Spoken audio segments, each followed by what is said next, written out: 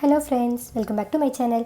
இன்றைக்கி நம்ம சேனலில் ரொம்ப சுவையான பூண்டு குழம்பு எப்படி செய்கிறதுன்னு பார்க்க போகிறோம். வாங்க பார்க்கலாம். பூண்டு குழம்பு செய்ய தேவையான பொருட்கள் நான் இன்றைக்கி ஒரு 10 to 15 பூண்டு எடுத்திருக்கேன். ரொம்ப பெரிய சைஸில் இருந்தால் இந்த மாதிரி 2ஆக கட் பண்ணிக்கோங்க. இல்லை குட்டி குட்டியாக இருக்குன்னா நீங்கள் அப்படியே போட்டுக்கலாம்.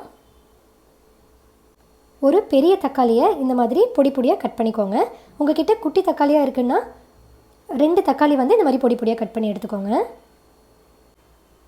நான் இந்த மாதிரி ஒரு 7-8 சின்ன வெங்காயம் எடுத்து பொடி பொடியாக கட் பண்ணி வச்சுருக்கேன். உங்கள்கிட்ட சின்ன வெங்காயம் இல்லைனாலும் பிரச்சனை இல்லை, பெரிய வெங்காயம் இருந்தாலும் அதை எடுத்துக்கோங்க. அப்புறமா நமக்கு மெயினாக புளி கரைசல் தேவைப்படும். ஸோ புளியை நல்லா ஊற வச்சு இந்த மாதிரி கரைச்சி எடுத்துக்கோங்க. இந்த மாதிரி ஒரு பாத்திரம் எடுத்துகிட்டு நல்லா சூடான உடனே நான் இன்றைக்கி நல்லெண்ணெய் சேர்த்துக்கிறேன். பூண்டு குழம்புக்கு நல்லெண்ணெய் தாங்க ரொம்ப நல்லாயிருக்கும். ஸோ நல்லெண்ணெய் கண்டிப்பாக சேர்த்துக்கோங்க. நான் ஒரு 5 ஸ்பூன் கிட்ட ஆட் பண்ணுறேன். ஏன்னா எண்ணெய் அதிகமாக இருந்தால் தான் டேஸ்ட் ரொம்ப நல்லாயிருக்கும். ஸோ எண்ணெய் ஆட் பண்ணிவிட்டேன். இப்போ இது நல்லா சூடாகட்டும். எண்ணெய் நல்லா சூடாயிடுச்சு. இப்போ இதில் கொஞ்சமாக கடுகு ஆட் பண்ணிக்கோங்க. கடுகு நல்லா பொரிஞ்ச உடனே வெந்தயம் சேர்க்குறோம். பூண்டு குழம்புக்கு வெந்தயம் கண்டிப்பாக சேர்த்தணுங்க. அப்போ தான் அந்த ஃப்ளேவர் டேஸ்ட் நல்லாயிருக்கும். இங்கே பாருங்கள், இந்த அளவு மட்டும் இருந்தால் போதும். கொஞ்சமாக வெந்தயம் ஆட் பண்ணிக்கோங்க. வெந்தயம் நல்லா பொரியட்டும். வெந்தயம் நல்லா பொரிஞ்ச உடனே ஃபஸ்ட்டு பூண்டு ஆட் பண்ணிக்கோங்க. எண்ணெயில் டைரெக்டாக ஃபஸ்ட்டு பூண்டு ஆட் பண்ணுங்கள், அப்புறமா ஆனியன் ஆட் பண்ணிக்கலாம். இப்போ இது நல்லா லைட்டாக வணங்கட்டும்.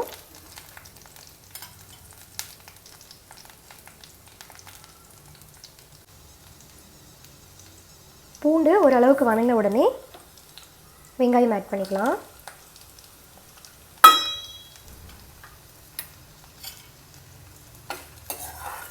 இப்போது பூண்டு வெங்காயமும் நமக்கு நல்லா வணங்கணும். அப்புறமா தக்காளி ஆட் பண்ணிக்கலாம்.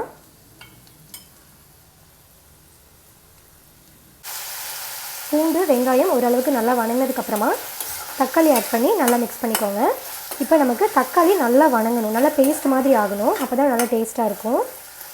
அதனால் நல்லா வணங்க விடுங்க.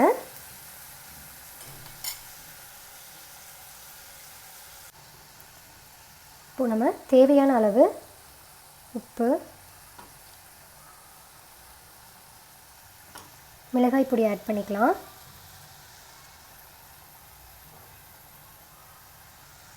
நான் 1 ஸ்பூன் ஆட் பண்ணுறேன்.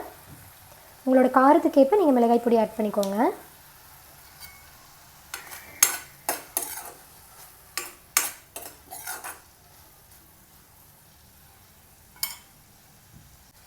அப்புறமா ஒரு 1/2 ஸ்பூன் தனியாத்தூள் ஆட் பண்ணுறேன். ஆட் பண்ணிவிட்டு நல்லா மிக்ஸ் பண்ணிக்கோங்க. நமக்கு முதலே சொன்ன மாதிரி இந்த தக்காளி நல்லா பேஸ்ட்டாக வணங்க வரைக்கும் விடுங்க. அப்புறம் கடைசியாக நம்ம புளி கரைசல் ஆட் பண்ணிக்கலாம். தக்காளி நல்லா வணங்கும் போது தான் இதோட டேஸ்ட் நல்லாயிருக்கும். ஸோ நல்லா வணங்கட்டும்.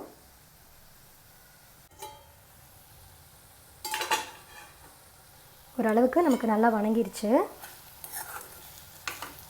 இப்போது இந்த ஸ்டேஜில் நம்மளுடைய புளி கரைசல் நம்ம ஆட் பண்ணிக்கலாம்.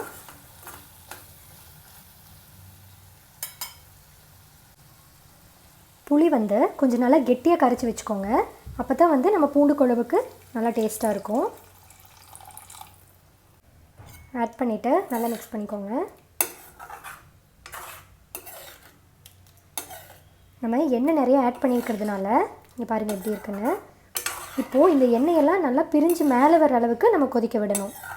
ஸோ மீடியம் ஃப்ளேமில் வச்சுட்டு நல்லா நம்ம கொதிக்க விடலாம். அந்த எண்ணெய் எல்லாமே பிரிஞ்சு நமக்கு தனியாக மேலே வரணும். நமக்கு எண்ணெய் எல்லாமே நல்லா மேலே பிரிஞ்சு வந்திருக்கு. ஸோ ஃபைனலாக நமக்கு பூண்டு குழம்பு தயாராகிருச்சு. ஸோ இந்த ஸ்டேஜில் நம்ம ஆஃப் பண்ணிக்கலாம். அவ்வளோதாங்க. நல்லா கெட்டியாக எண்ணெய் எல்லாமே இப்போ எல்லாம் பிரிஞ்சு நல்லா ரெடி ஆயிடுச்சு. இது ரொம்ப டேஸ்ட்டாக இருக்கும். நமக்கு சீக்கிரமாக கெட்டும் போகாது. ஏன்னா நம்ம நல்லெண்ணெய் ஆட் பண்ணியிருக்கிறதுனால நமக்கு ஒரு 2-3 டேஸ்க்கு நல்லா வரும். நீங்கள் தோசை, இட்லி, அப்புறம் சாதத்து கூடலாம் வச்சு சாப்பிடும்போது ரொம்ப டேஸ்ட்டாக இருக்கும். நீங்கள் வெளியில் போகும்போது கூட இப்படி செஞ்சு எடுத்துகிட்டு போய்க்கலாம். ஸோ கண்டிப்பாக இந்த பூண்டு குழம்பு நீங்களும் ட்ரை பண்ணி பாருங்கள். எப்படி இருக்குன்னு மறக்காமல் கீழே கமெண்ட் பண்ணுங்கள். தேங்க்யூ.